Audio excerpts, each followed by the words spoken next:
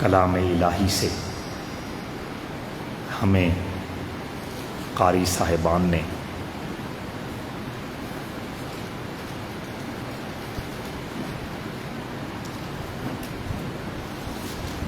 ذوق و شوق کی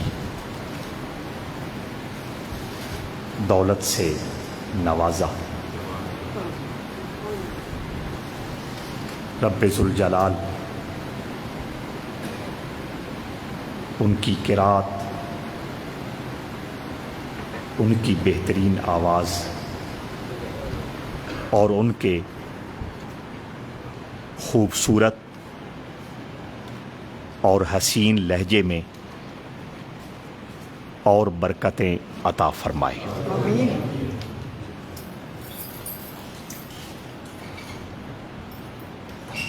ماحول کا مطالبہ اور تقاضا تو یہ تھا کہ قرآن حکیم کے بارے میں ہی بات کی جائے۔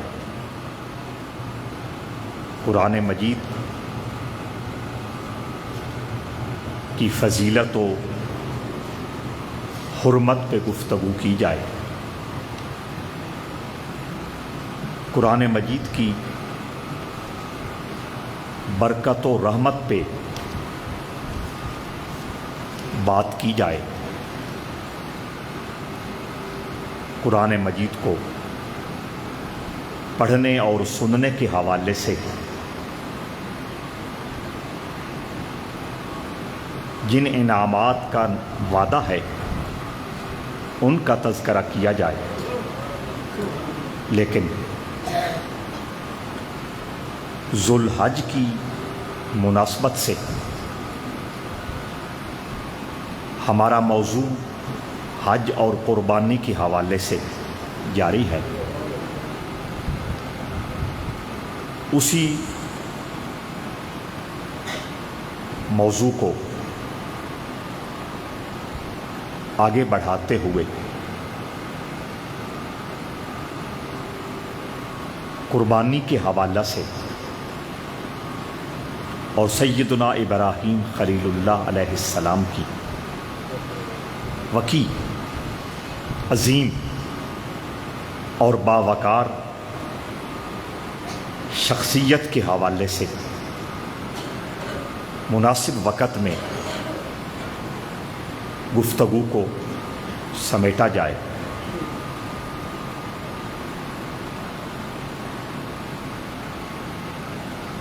یاد رہے کہ حج اور قربانی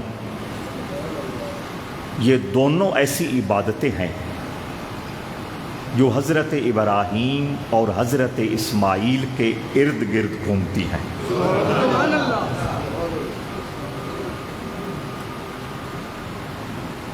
اللہ سے بڑا بندہ نواز کوئی نہیں، اس سے بڑا لج پال کوئی نہیں، اور اس سے بڑا قدردان کوئی نہیں۔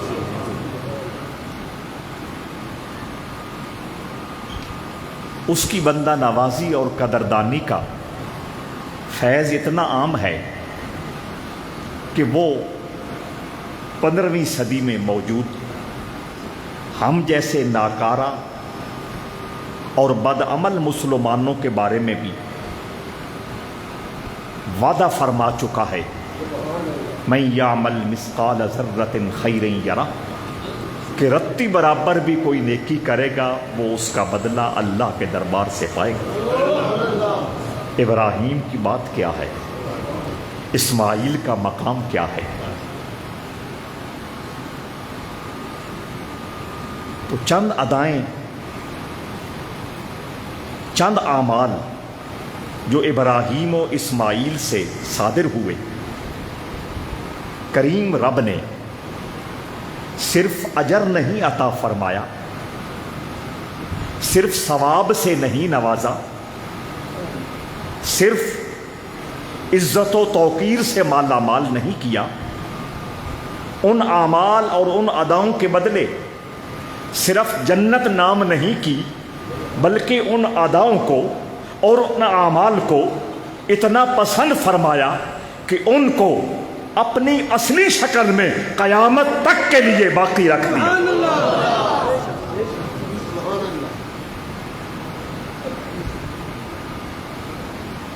اگر بیت اللہ کا طواف ہو رہا ہے تو یہ ابراہیم کی اداؤں کا نام ہے۔ اگر مزدلفہ، عرفات، منا میں قیام ہو رہا ہے تو سنت خلیل و ذبی کا نام ہے۔ اگر کنکریاں ماری جا رہی ہیں تو ان کی اداؤں کا ہی ایک خوبصورت تسلسل ہے۔ اگر صفا اور مروہ کے درمیان دوڑیں لگ رہی ہے تو وہ بھی حضرت ہاجرہ کی ایک سنت کو زندہ کیا جا رہا ہے۔ اگر آب زمزم کے کنویں سے، اس چشمہ رحمت سے ہم اپنے آپ کو مالا مال کر رہے ہیں تو وہ بھی تو اسماعیل کی ایڑیوں کی خیرات ہے نا۔ تو حضرات ذی وقار، پوری کائنات میں کہیں بھی مسلمان اگر قربانی جیسا باوقار عمل کر رہا ہے تو وہ بھی تو سنت ابراہیم اور سنت اسماعیل کے احیاء کا نام ہے نا۔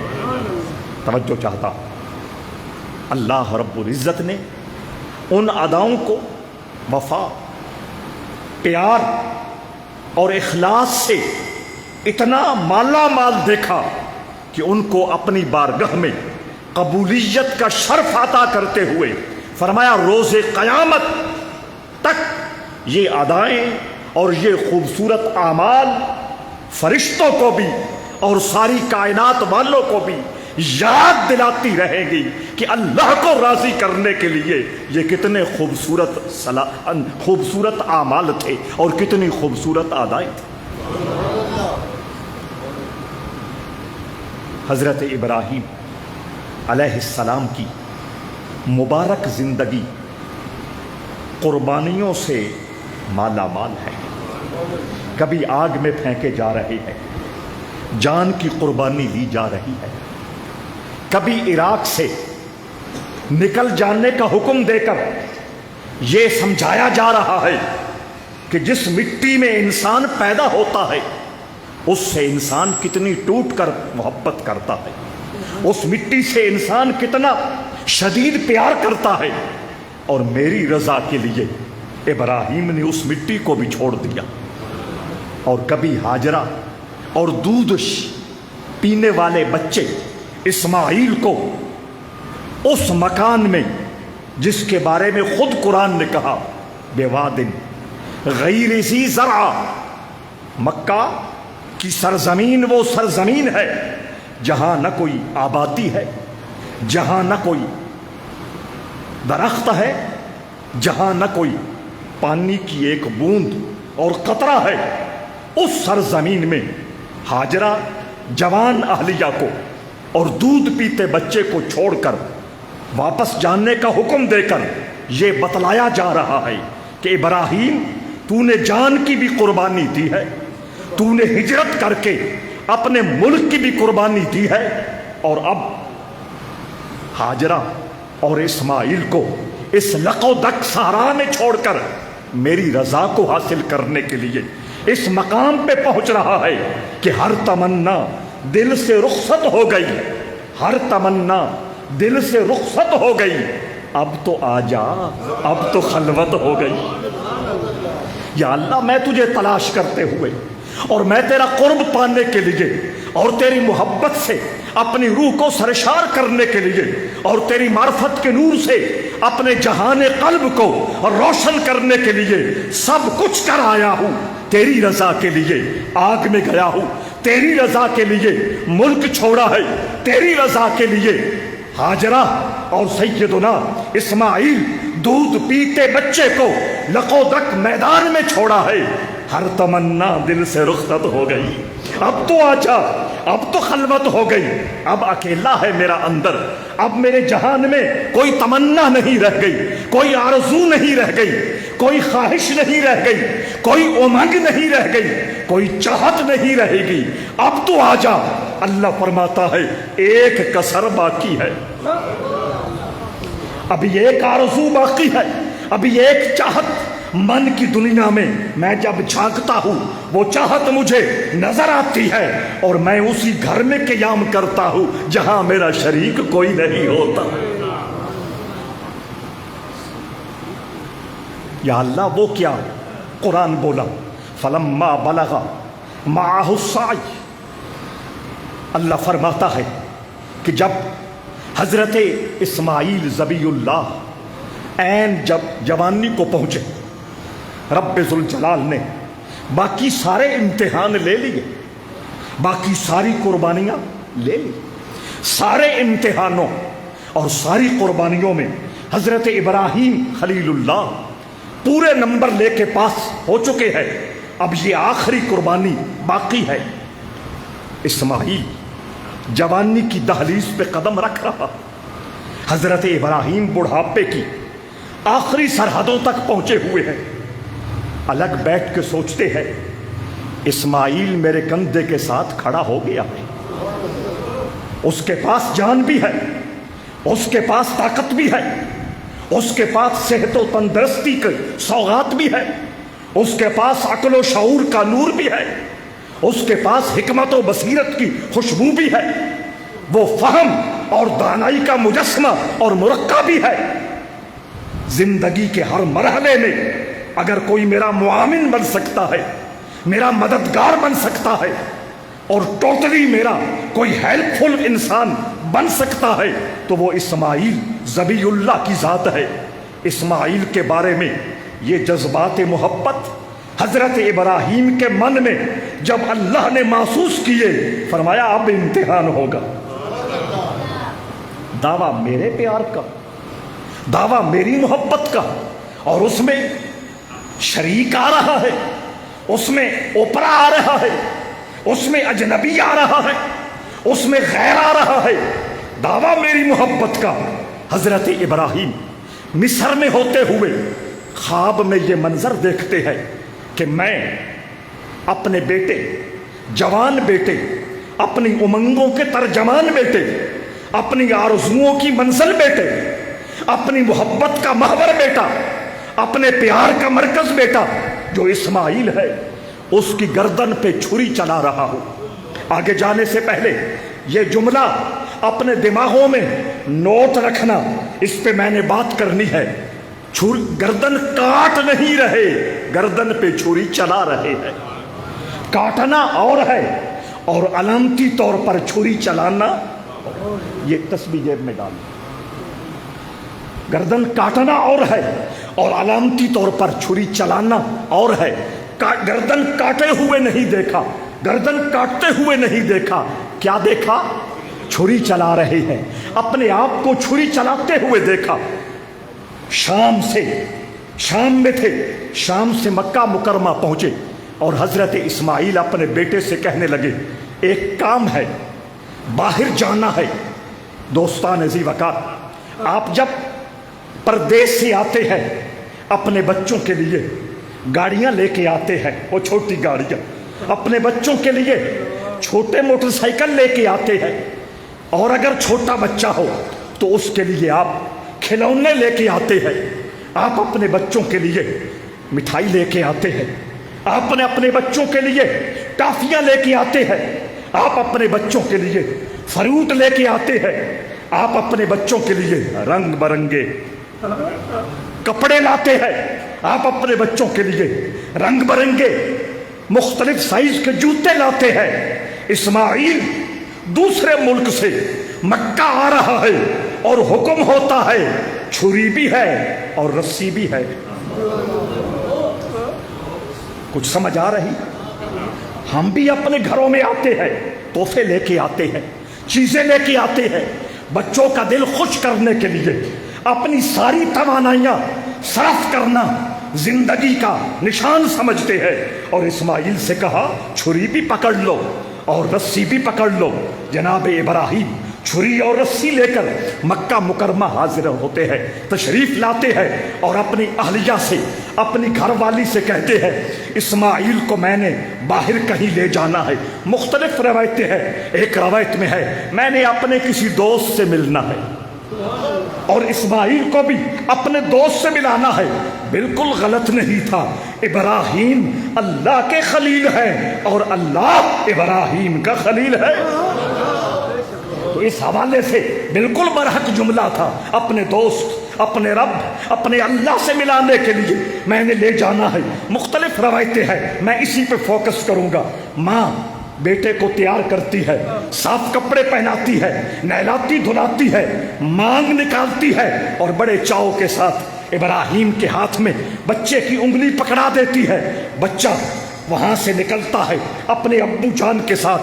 شیطان جو ازلی دشمن ہے انسان کا، جو ازلی دشمن ہے حضرت انسان کا، اس کو موقع ملتا ہے حضرت اسماعیل کے کان میں آ کے کہتا ہے کوئی دوست وغیرہ سے ملاقات کے لیے نہیں جا رہے، تمہیں باپ نے کاٹنا ہے، تیرا گلا کاٹنا ہے۔ بچے نے کہا یہ کیا کہہ رہے ہو، یہ کیسے ہو سکتا ہے، میں اپنے باپ کا اکلوتا بیٹا ہوں، ابھی حضرت اسحاق پیدا نہیں ہوئے تھے، اپنے باپ کا اکلوتا بیٹا ہوں، وہ مجھ سے پیار کرتا ہے، وہ مجھ سے محبت کرتا ہے، میں اس کے مستقبل اور میں اس کی آرزوؤں کا مرکز ہوں، میں اس کے دل و دماغ میں محبت کی وجہ سے موجود رہتا ہوں، اور تو کہتا ہے گلا کاٹ دے گا۔ شیطان کہتا ہے اس کے خیال میں، شیطان کہتا ہے کہ ابراہیم کے خیال میں یہ ہے کہ اللہ نے اس کو حکم دیا ہے۔ وہ 13 سالہ نوجوان اسماعیل اللہ کا نام سن کر خوشی سے جھومنے لگتا ہے اور کہتا ہے اگر اللہ نے کہا ہے ایک جان نہیں 1000 جانیں بھی ہوتی اس کے نام پہ قربان کر دیتا۔ اللہم صلی علی محمد وعلی آل محمد وبارک وسلم۔ موقع نہ ملا، ماں کے پاس گیا کہ ماں کی ممتا کو، میں ماں کی ممتا کو کیش کروں گا، اور ماں کے سینے میں اولاد کی محبت۔ وہ اسماعیل جو ننھا سا ماں کو اللہ نے بچپن میں جب دیا تھا، جس کے قدموں کی خیرات سے وہاں آب زمزم کا چشمہ پھوٹا تھا، جس کی برکت سے وہاں آبادی ہوئی تھی، جس کی برکت سے وہاں درخت اگے تھے، جس کی برکت سے وہاں دنیا جہان کی نعمتیں آ رہی تھی، جس کو بڑی مشکل کے ساتھ پال پوس کر جوانی کی دہلیز پہ پہنچایا تھا، اس ماں کے پاس جا کے شیطان کہتا ہے کہ تیرے بیٹے کو ابراہیم ذبح کرنے نکلا ہے، کسی دوست سے ملاقات کا کوئی ایشو نہیں ہے۔ ماں کہتی ہے سوچ کے بات کر، وہ میری محبتوں کا مرکز ہے، وہ ابراہیم کے پیار کا مرکز ہے۔ ابراہیم اسماعیل سے کتنی ٹوٹ کے پیار کرتا ہے، کتنے ٹوٹ کے محبت کرتا ہے، اس کا مجھے اندازہ ہے۔ اس نے کیسے قتل کرنا ہے، کیسے ذبح کرنا ہے، زبان سے نکل گیا کہ ابراہیم سمجھتا ہے خدا نے کہا ہے، تو ہاجرہ کا خدا پہ وہ گھڑی یاد کرو، وہ لمحہ یاد کرو جب دودھ پیتے اسماعیل کو اور اس نوجوان بیوی کو حضرت ابراہیم اس میدان میں چھوڑ کے جانے لگے، تو بیگم نے پوچھا ابراہیم کس کے حوالے کر کے جا رہے ہو؟ حضرت ابراہیم نے کہا اللہ اللہ اللہ اللہ اللہ اللہ۔ تھوڑی زبان نہیں پکدی، بول چھڈو اللہ اللہ اللہ اللہ اللہ اللہ۔ عبد الرحمن بولو اللہ اللہ اللہ اللہ اللہ اللہ اللہ اللہ اللہ اللہ۔ اللہ کے حوالے چھوڑ کے جا رہا ہوں۔ ہاجرہ کہنے لگی اذن لا یضیعنا، پھر وہ ہمیں کبھی ضائع نہیں کرے گا۔ جس کا اتنا غیر متزلزل اور اتنا مستحکم یقین اپنے اللہ کی ذات پہ ہو، جب اس نے سنا کہ اللہ نے کہا ہے، وہ کہنے لگی جا دفع ہو جا، انسانی شکل میں تو مجھے شیطان لگ رہا ہے، یہاں سے نکل جا۔ اگر اللہ نے حکم دیا ہے ایک اسماعیل نہیں، میری گود میں اگر 1000 اسماعیل بھی ہوتے، میں ایک ایک کو اللہ کے نام پہ قربان کرتی جاؤں۔ اللہم صلی علی محمد وعلی آل محمد وبارک وسلم۔ وہاں سے مایوس ہو کے حضرت ابراہیم خلیل اللہ کے پاس پہنچا، ان کو سمجھانے بجھانے کی کوشش کی، انہوں نے 7 کنکریاں اٹھائی اور یہ عمل 3 مرتبہ کیا۔ اسی لیے قرآن نے اور رسول اللہ صلی اللہ علیہ وآلہ وسلم نے شیطان کو اور 3 شیطانوں کو 21 کنکریاں 3 دن مارنے کا حکم لازم فرما دیا۔ فلما بلغ معه السعی، جب اسماعیل جوانی کو پہنچا، سعی جوانی، اور وہ جوانی جس میں ساج ہو، یہ طالب علم توجہ دیں گے، وہ جوانی جس میں ساج ہو۔ ساج کا معنی کوشش، ساج کا معنی محنت، ساج کا معنی دن رات لگن سے اپنا کام کرنا۔ کسی بزرگ سے کسی مرید نے بڑی عقیدت سے پوچھا تھا، حضور سنا ہے آپ کو اسم اعظم پتا ہے، میں نے محبت کی ہے، میں نے احترام کیا ہے، میں نے 20 سال آپ کی خدمت کی ہے، دامن پھیلا کے کھڑا ہوں، مجھے اسم اعظم بتا دو۔ بزرگ کہنے لگے میرے نزدیک اسم اعظم محنت، سمجھا؟ میرے نزدیک اسم اعظم، بس باقی ساری کہانیاں ہیں ان کو چھوڑ دو اور ان کو بھلا دو۔ قرآن کہتا ہے فلما بلغ معه السعی، اسماعیل جب اس جوانی کو پہنچا جس جوانی میں محنت تھی، جس جوانی میں لگن تھی، جس جوانی میں کوشش تھی، جس جوانی کے ایک ایک لمحے کو اسماعیل محفوظ کرنے والا تھا۔ ایسا سمجھدار بیٹا، ایسا باصلاحیت بیٹا، ایسا قابلیت سے مالا مال بیٹا، جس کا ذہن بھی پاک ہے، جس کی آنکھیں بھی پاک ہیں، جس کے کان بھی پاک ہیں، جس کی زبان بھی پاک ہے، جس کا جاگنا بھی پاک ہے، جس کا سونا بھی پاک ہے، جس کا ظاہر بھی پاک ہے، جس کا باطن بھی پاک ہے، جس کی مجلس بھی پاک ہے، جس کی خلوت تنہائی بھی پاک ہے۔ اور جو محمد عربی کے نور کا امانتی ہے۔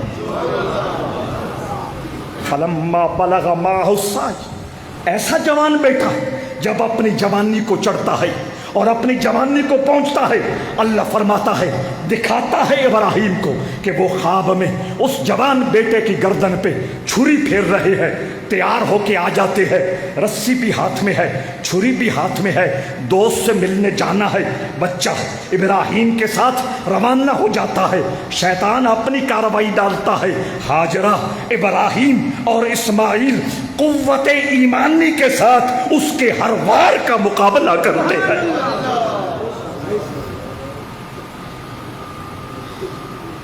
ایک جگہ پہ جا کے باپ بیٹا رکتے ہیں، دین دا کوئی دور دا مسافر تو نہیں، اگر 5 منٹ اتنے لگ جاون تے، اگر کوئی ہے تو بے شک کسی اور مسجد میں جا کے جلدی سے نماز پڑھ لے، چونکہ موضوع کھل رہا ہے۔ توجہ چاہتا ہوں، دین دا کوئی مشکل مسئلہ آ جائے جیڑا سوکھیاں بندہ جھل نہ سکے، سمجھ آ گئے؟ ہوتے ہیں مسائل، اس گرمی میں روزے آ جائیں، سمجھ آ گئی؟ اور اس گرمی میں 17 لاکھ لگا کر حج پہ جانا پڑے، جٹاں تا ضرب تقسیم دینے ہی بے ہوش ہو گئے۔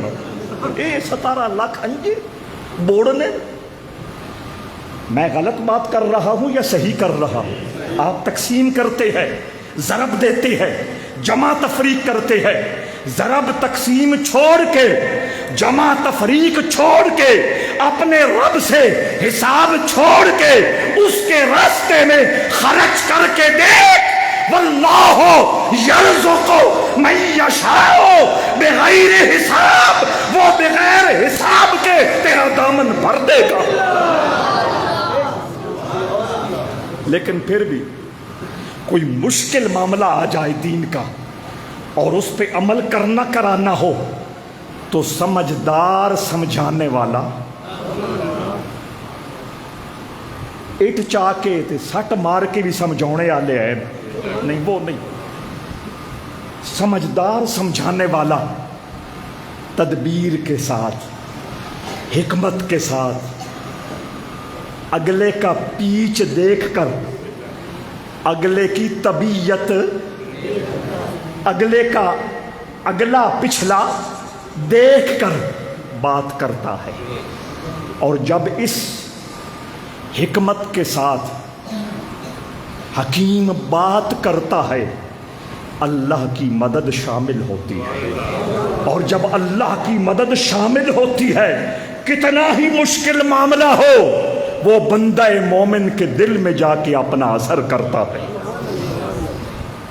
اب یہاں بیٹے کے گردن پہ چھری، کوئی اس سے مشکل معاملہ تھا؟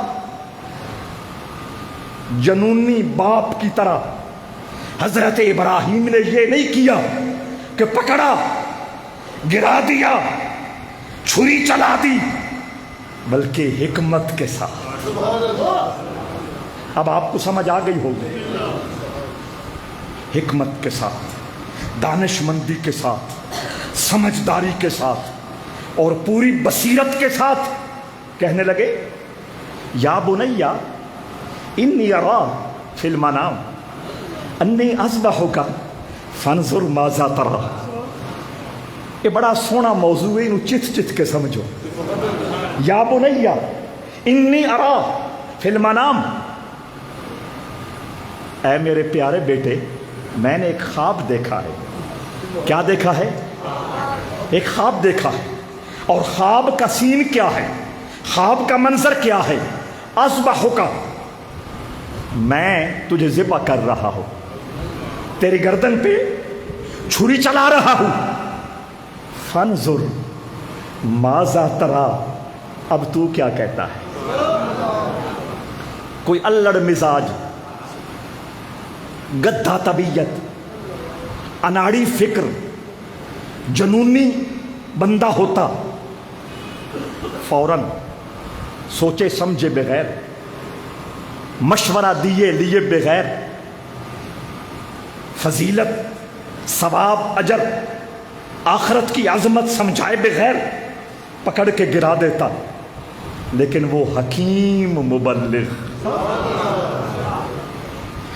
مبلغ کا معنی تبلیغ کرنے والا، وہ حکمت سے مالا مال مبلغ ابراہیم کہتا ہے، میں نے خواب میں یہ سین اور منظر دیکھا ہے، میں تجھے ذبح کر رہا ہوں۔ فانظر ماذا تری، تو کیا کہتا ہے؟ خدا نخواستہ میں ہوتا، پہلا جملہ سنتا ہی سرخ ہو جاتا، یا کچھ لحاظ ہوتا باپ کا، میں نرم لہجہ اختیار کرتے ہوئے کہتا، ابا جی کیا کہہ رہے ہیں؟ سمجھ آ رہی؟ اور تھوڑا سا ادب ان کا ہوتا تو میں آہستہ سے کہتا، ابو جی خواب ہی ہے نا۔ سمجھ آ رہی؟ خواب ہی ہے نا، خواب خیال ہوتا ہے۔ یہ تینوں لہجے معاشرے کے اندر موجود ہے۔ بیٹا گلے بھی پڑ سکتا تھا، بیٹا سخت لہجے میں کہہ سکتا تھا کیا ہو گیا ہے، یا سب سے نرم لہجہ یہ تھا، ابو خواب ہی ہے۔ خواب خواب ہوتا ہے، خواب خیال ہوتا ہے، خواب وہم ہوتا ہے۔ یہ کام کیسے ہوگا؟ جب باپ نے کہا فانظر ماذا تری، بیٹے تیرا اس بارے کیا خیال ہے؟ حضرت اسماعیل ایک لمحہ سوچے بغیر کہنے لگے، یا ابت افعل ما تؤمر، اے میرے پیارے ابو جو حکم دیا گیا ہے کر گزرو۔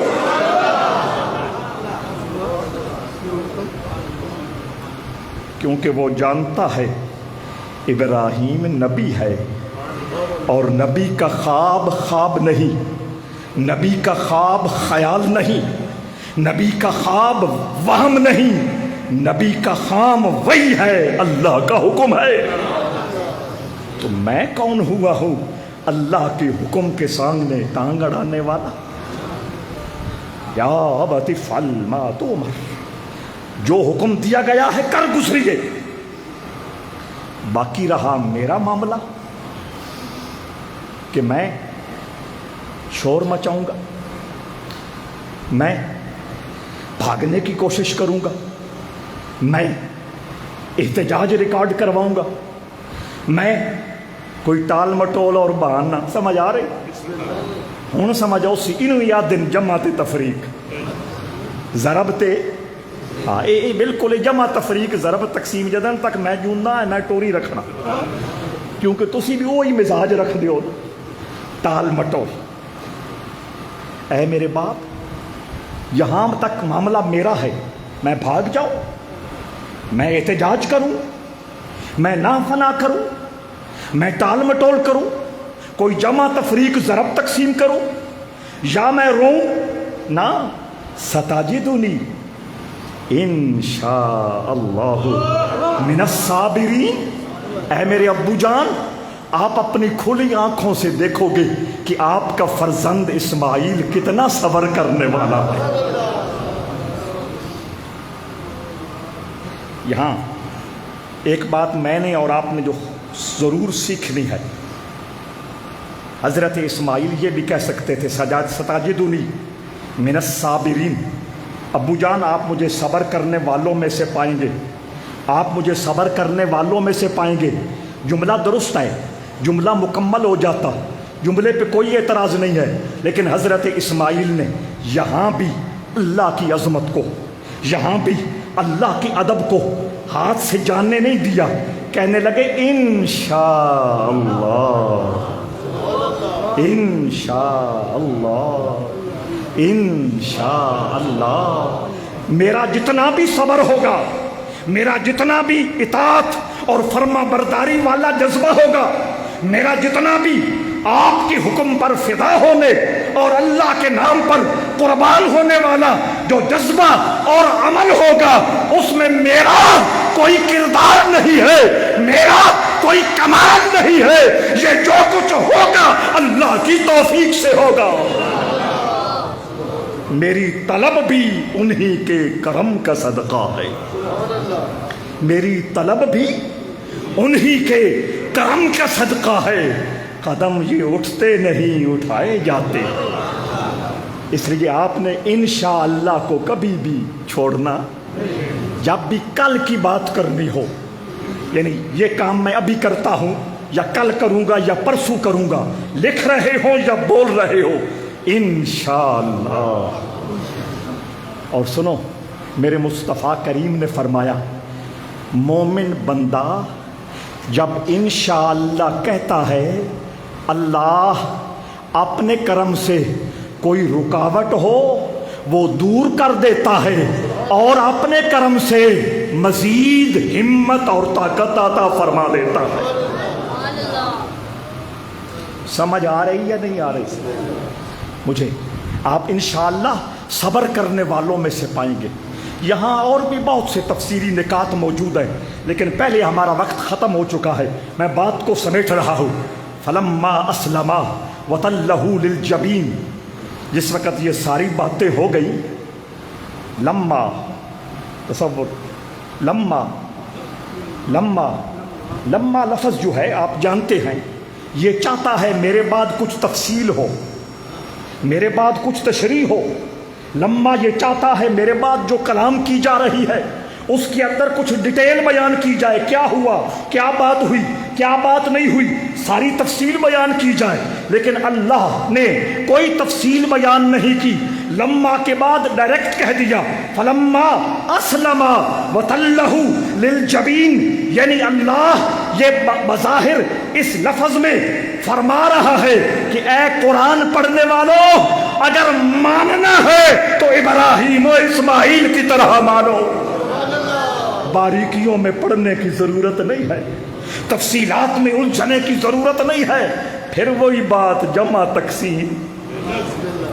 فلم اسلم، جب دونوں نے دل سے مان لیا، وتلہ للجبین، حضرت اسماعیل کو حضرت ابراہیم نے ماتھے کے بل زمین پر لٹا دیا،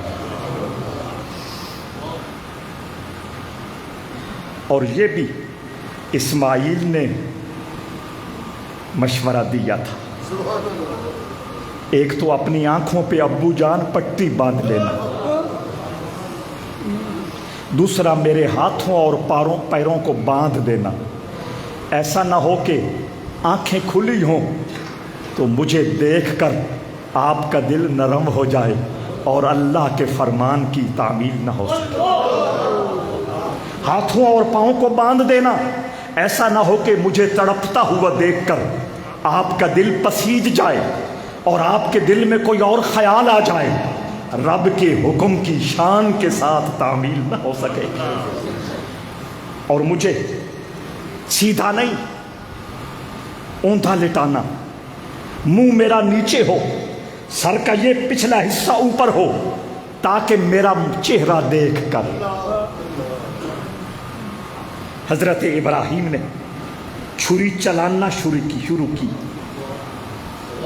30 سال، کتنے 30 سال سے ایک دمبا جنت کے اندر چل رہا تھا، سفید رنگ، کجلی آنکھیں، موٹی آنکھیں، بڑے بڑے کان، 30 سال سے جنت میں چل رہا تھا۔ رب ذوالجلال نے جبرائیل سے کہا چھری کٹنے سے پہلے دمبا کٹنا چاہیے، اسماعیل کے کٹنے سے پہلے دمبا کٹنا چاہیے۔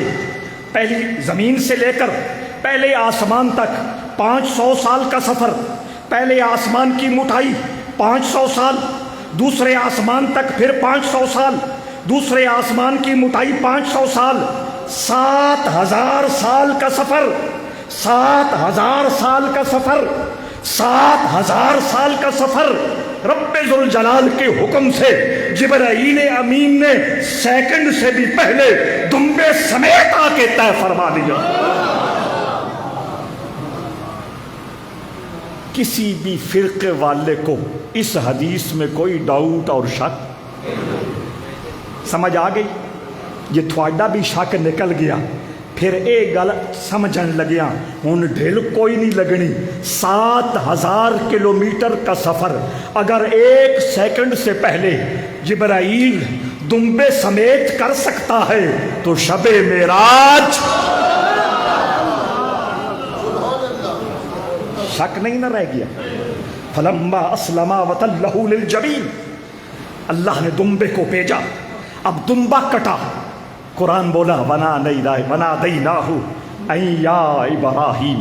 اللہ فرماتا ہے اس لمحے، اس گھڑی ہم نے ابراہیم کو دعوت دی، بلایا، ان سے بات کی۔ وَنَادَيْنَاهُ أَن يَا إِبْرَاهِيمُ قَدْ صَدَّقْتَ الرُّؤْيَا۔ مبارک ہو، مبارک ہو، مبارک ہو، آپ نے اپنا خواب سچ کر دکھایا۔ میں اس جملے کی طرف واپس آ رہا ہوں۔ حضرت ابراہیم نے چھری چلاتے اپنے آپ کو دیکھا تھا، گلا کاٹتے نہیں دیکھا۔ بعض لوگ کہتے ہیں خواب سچا کیسے ہوا، بعض لوگ کہتے ہیں خواب سچا کیسے ہوا، انہوں نے گلا کاٹا نہیں۔ میں اس کا جواب دے رہا ہوں، گلا کاٹتے نہیں دیکھا تھا، چھری چلاتے دیکھا تھا۔ قد صدقت الرؤیا، ابراہیم مبارک ہو، بشارت اور خوشخبریاں ہوں، تو نے اللہ کا ساتھ وعدہ کیا تھا، جو خواب میں خواب دیکھا تھا تو نے سچ کر دکھایا۔ انا کذالک نجزی المحسنین۔ بس یہی جملہ آج کی گفتگو کا آخری جملہ۔ اللہ فرماتا ہے ہم یوں ہی جو نیکی کرنے والے ہیں نا، میری رضا پہ راضی ہونے والے ہیں نا، میرے احکام کو ماننے والے ہیں نا، اپنی خواہش اور اپنے نفس کے تقاضوں کو میرے حکم پر جو قربان کرنے والے ہیں نا، ہم یوں ہی ان کو بدلے عطا کرتے ہیں۔ صرف اجر نہیں دیا، صرف ثواب نہیں دیا، صرف عزت نہیں دی، صرف جنت نہیں دی، نجزی المحسنین، قیامت تک کے لیے ابراہیم و اسماعیل کو میرے رب نے امر فرما دیا ہے۔ رب ذوالجلال ہمیں جمعرات کو سنت ابراہیمی پر عمل کی توفیق عطا فرمائے۔ یار چھری تا چلی اسماعیل دے گردن تے کسی آدھے ہاں سنت ابراہیمی. کبھی اس پہ بھی سوچا ہے؟ سنت تو اسماعیل کی بنتی ہے نا. اور ہم کیا کہتے ہیں؟ سنت. ہاں، قرآن کی تفسیر لکھنے والوں نے اس کا بڑا پیارا جواب لکھا ہے. وہ فرماتے ہیں باپ کا اپنی اولاد کے حوالے سے جو پیار کا جذبہ ہے وہ باپ ہی سمجھ سکتا ہے. کوئی سمجھ آئی یا نہیں آئی؟ اگر چھری چل جاتی، حضرت اسماعیل ذبح ہو جاتے، ان کی تو وہ ایک لمحے کے لیے وفات تھی، وہ پوری ہو گئی. پچھلی ساری زندگی تڑپنا کس نے تھا؟ اس لیے سنت ابراہیمی ہے. اور یہاں ایک اور بات بھی اپنے دماغوں میں بٹھا کے اٹھیے گا تاکہ روح کو تازگی ملتی رہے، قلب کو محبت مصطفیٰ کی چاشنی ملتی رہے. حضرات عزیز وقار، اگر خدا نخواستہ اس دن حضرت اسماعیل کی گردن پہ چھری چل جاتی، ویسے نہیں چلنی تھی. کیوں چلتی؟ کہ اسماعیل کے ماتھے میں نور مصطفیٰ تھا. اللہ نے اس کو حضرت آمنہ تک پہنچانا تھا، تو اس نور مصطفیٰ کی برکت سے رب ذوالجلال نے حضرت اسماعیل کو بچا لیا. اور اگلا جملہ پلے باندھ کے جائیے گا، اگر چھری چل جاتی تو حضرت اسماعیل کی گردن پہ چھری چل جاتی تو قیامت تک اولاد میں سے ایک بیٹا ساتھ ہوتا. 22-23 ہزار دی بکری نہیں دپدی. ناراض تو نہیں ہو رہے؟ جس بندے پہ قرض نہیں ہے اور 22,000 روپے کا مالک ہے یا 22,000 روپے کی کسی چیز کا مالک ہے، موبائل ہی کیوں نہ ہو، اس پر اللہ کے دین کی طرف سے قربانی واجب ہے. تو پہلے کرنے کو تیار نہیں ہے. اگر لوگ کو چاری کے لیے تجھے کرنی پڑے، تو لاکھ مولویوں سے مسئلے پوچھتا ہے، پیو ولو کراں یا ماں ولو کراں؟ کماتا کون ہے؟ بولو. آپ کماتے ہو. جب آپ کماتے ہو سب سے پہلے قربانی آپ پر واجب ہے. اس کے بعد اگر جیب ساتھ دیتی ہے، اور ایک کم صرف جیب نال بھی نہیں ہوتا، لیکن پھر اگر جیب ساتھ دیتی ہے پھر جذبہ بھی ساتھ دیتا ہے، ایمان بھی ساتھ دیتا ہے. پھر ماں کی طرف کر، پھر باپ کی طرف سے کر، پھر کسی فوت شدہ کی طرف سے کر، پھر حضرت اسماعیل کی طرف سے کر، پھر حضرت ابراہیم کی طرف سے کر، سب سے بڑھ کر محمد الرسول اللہ کی طرف سے کر.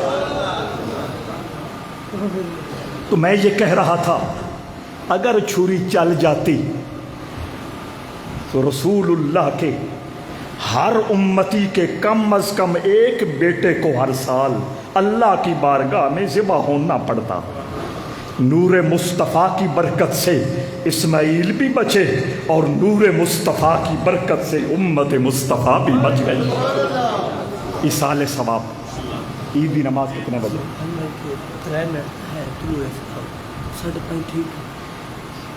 دعا سے پہلے عید کی نماز کا وقت. ہاں، تکبیریں. حج والے حج کرتے ہیں، قربانی والے ساری دنیا میں قربانی کرتے ہیں. اور تیسری سنت حضرت ابراہیم و اسماعیل کی عید کی تکبیریں. عید کی یعنی جو خدا نخواستہ قربانی نہیں کر سکتا وہ تو حضرت ابراہیم کی سنت کو زندہ کر سکتا ہے. 9 ذوالحج کب؟ وہ بدھ کو ہوگی پاکستان میں، سعودی عرب میں حجاز مقدس میں منگل کو ہوگی، یہاں بدھ کو حج والا دن ہے. فجر کی نماز سے شروع کریں گے. 5 نمازیں حج والا دن، 5 نمازیں پہلی عید والا دن، 5 نمازیں دوسری عید والا دن، 5 نمازیں چوتھی عید والا دن اور تیسری عید کے بعد جو 13 ذوالحج اس دن 13 ذوالحج اس دن عصر کی نماز تک تکبیر کی عیدیں پڑھتے رہیں گے. میں پڑھوں یا آپ میں سے کوئی سنا دے؟ ہاں پڑھیں.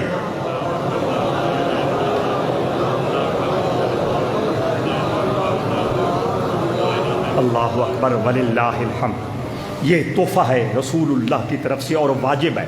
بندہ اکیلا نماز پڑھ رہا ہو یا جماعت کے ساتھ پڑھ رہا ہو، ایک بار تکبیر تشریق کہنا واجب ہے، 3 مرتبہ تکبیر تشریق کہنا سنت ہے. ایک یہ عرض کر دیا. اور دوسرا، دربار شریف والی مسجد جامع مسجد معظمیہ میں انشاءاللہ عید کی نماز 5:30 بجے پڑھی جائے گی. تسی تاں جڑی نکی عید ہے اس سے بھی بڑا ریسپانس دیندے ہو، بڑی مدد کر دیو، بڑی حوصلہ افزائی کر دیو. بادل جیڈا گجدا پہ ہوئے، آسمان جتنا وسدا پہ ہوئے، تسی سارے کم چھڑ کے حضور دی سنت نو زندہ کرن واسطے تشریف لے آؤندے ہو. تے اے تا ویسے بھی گرمی دا موسم بھی زیادہ تے اس تو بعد قربانیاں دا معاملہ بھی ہے. ہر بندہ اونج بھی چاہتا کہ جلدی ہوئے. انشاءاللہ 5:30 بجے جامع مسجد معظمیہ میں عید کی نماز کھڑی ہو جائے گی. رب ذوالجلال قربانیاں کرنے کی توفیق عطا فرمائے اور قبول فرمائے، اور جتنی عبادات اس بابرکت مہینے میں اللہ کرنے کی توفیق عطا فرمائے، سب کو ہمارے لیے دارین کی کامیابی اور نجات کا سامان بنائے. ایصال ثواب.